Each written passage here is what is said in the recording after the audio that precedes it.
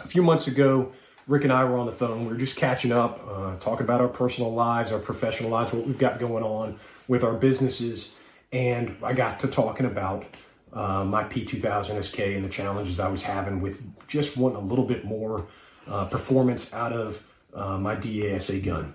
And Rick was telling me about the different projects that he had been working on, specifically with his own enhancements and specifically a new skeletonized trigger that he's developed. And he said, you know what, James, send me your pistol. I'm going to go through it. I'm going to work my magic. I'll send it back to you. I think you're going to be really happy with it. And I got to tell you guys, I'm so happy that I did for several reasons. But I got this thing back last Friday and I took it straight to the range. The first thing I did on there was slap on my set of Talon grips and my range bag, and I was off and running.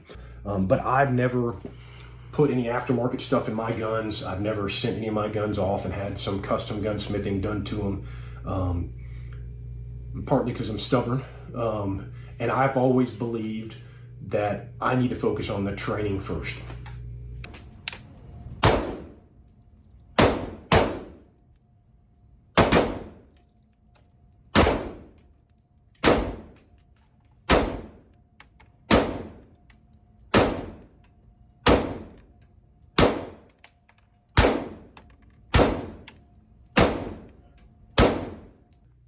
Okay, so from that video, I went on to, the next mag of doing a more rapid cadence of reset sights, reset trigger, and then I moved on to some reload drills from concealment.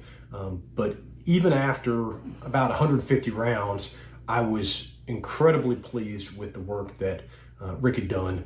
The action on the weapon is completely smoothed out, and I have complete confidence in my abilities now with this pistol to deliver the results that I'm looking for in those stressful type situations that I would want to be able to engage with this pistol. So it's already in my rotation.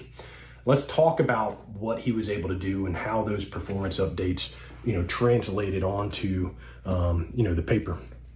The first thing you'll see here when you look at the pistol, obviously we've already discussed the Talon grips. The only other noticeable difference, from the outside is in this lightweight skeletonized hammer.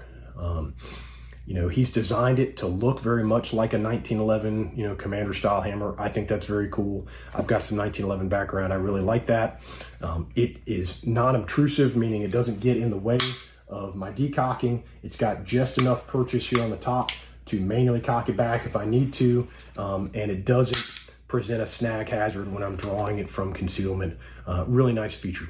Now, Rick offers different coating options for your hammer or for the other internal components when he does his work. But again, I just wanted to keep the original design look. I like the subtleness of the P2000 design, so I just had him nitride that as well as the internal components. I know there's other guys who like to go crazy with their modifications. They do all kinds of custom stippling and porting, and then they, Cerakote the gun to look like a stormtrooper, and I'm just not that way. I like the way that he was able to do this, again, very subtly. Internally, though, that's where all the other changes happen. And what I like about that are two things. First, other than this hammer, which was not a requirement, this is a new addition that I asked him to put in there, he has done his modifications off all of the original factory components. So you don't have to worry about some off-the-shelf aftermarket part being dropped in your gun. And then, who designed that? Where's the quality control on that? What's the quality of the materials? Is this Chinese pot metal, that he just put into my gun? That's a good feature. And what that does, because of the due diligence that Rick has put into the years of fine-tuning and figuring out how to do what he does, and then all of the checks that he does along the way of quality control, is that I don't have to worry about the reliability and safety standards that we know and trust H&K for have been degraded because of what his custom work has been done. And we don't have to spend a whole lot of time searching around the internet or our memory bank and our meme collection to know there's plenty of aftermarket parts that have been designed that have had significant failures like that. Hell, there's even some companies out there, and I won't name who they are, but they certainly don't start with the letters H and K, that have rushed guns out to the market that have failed to live up to those reliability and safety standards. Don't have that issue here. So what has Rick done? Well, he calls this his HK-HF-MRAP. Big acronym, but what that stands for is Heckler Koch Hammer Fired Master Reduced Reset Action Package. What does that mean? Well, that's a closely guarded secret. I'm not going to take it apart and point out all the different areas of where these improvements have been made. But basically what Rick has done is he has done a significant amount, meaning time invested into each one of these in modifying and tuning the internal components in order to improve the action, the overall action of the weapon, and make that trigger action lighter, smoother, and more consistent all the way through. So kind of hard to explain, but you can definitely tell when you feel it. And what do I mean by that? Well, Rick, which I love, he's super passionate about H&K firearms. He's put the time and effort into learning. He's a student of the gun, of taking it apart, looking at all the internal components, and then where are those engagement points, those surfaces between the trigger and the trigger bar and the sear and the sear actuator latch and the hammer and the control lever and the firing pin block, all those internal components, disconnector.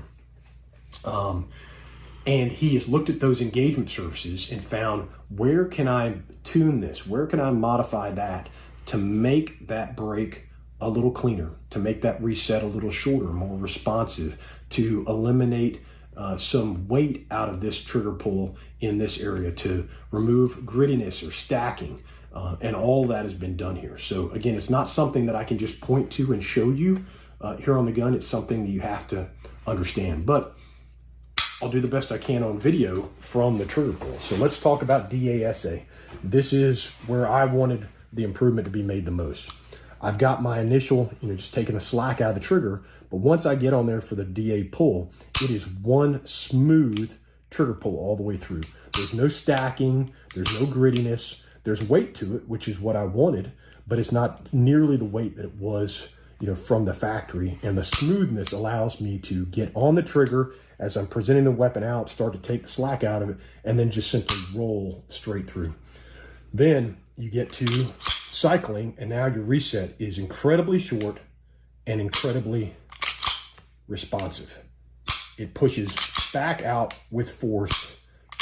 You don't have to move your finger very far.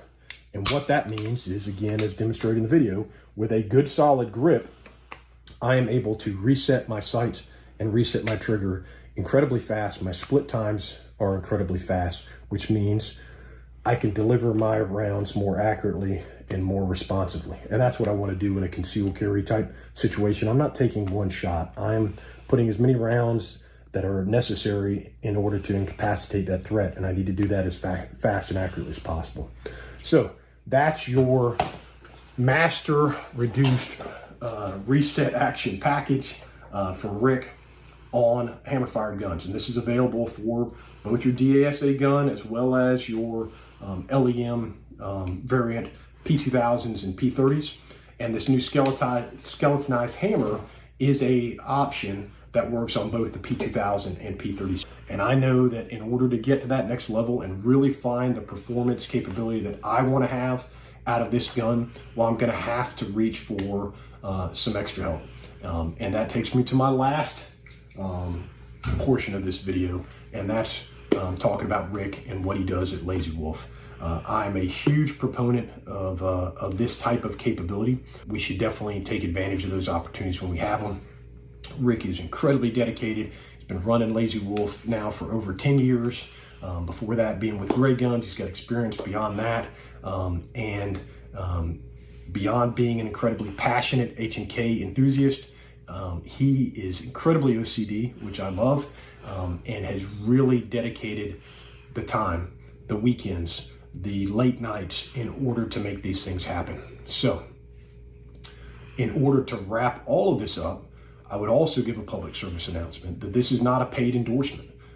This video that I'm producing here was not something that there's some compensation agreement on. The work that he did on my pistol, I paid for. I didn't try and get some kind of bro hookup for him to do this. I believe that the best way that we can support the great guys and girls that are out there in the industry doing awesome work like this is to actually support them. I think there needs to be more of that in the industry as well. With that said, the work that he did, it is not inexpensive. This is not the $100 parts upgrade project. And it took time. I didn't get this back in 2 weeks. But I will tell you that what you get is worth the time. What you get is worth the money. And if you don't believe me, well, reach out to Rick, give him a call. He will drop what he's doing and take the time to explain everything he does and what you're going to be able to get out of his performance packages if you give him a call.